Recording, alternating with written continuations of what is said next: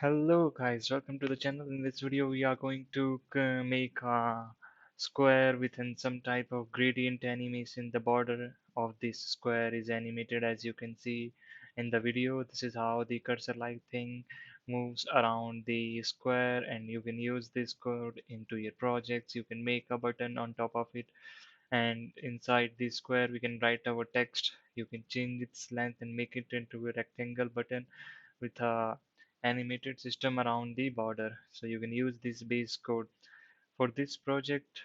Inside this is also the animation. As soon as our cursor comes over the square, it will stop the animation. If we move out of the square, it will start animating again. So this is how it's moving out. You can use this code into your projects, make your home page or any other page quite attractive to the users. So this is the code for the this. It's a simple code, not too big long, simple animation we have used.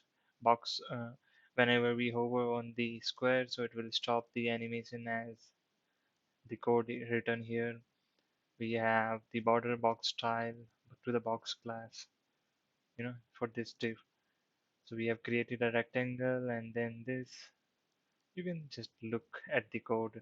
I'll be providing the link in the description. You can go and check out the code, use into your projects, and it would be an awesome thing to do this in your blogger websites or any type of other website, portfolio websites, etc.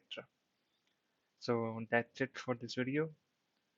Like up if you like this video, and thank you for watching.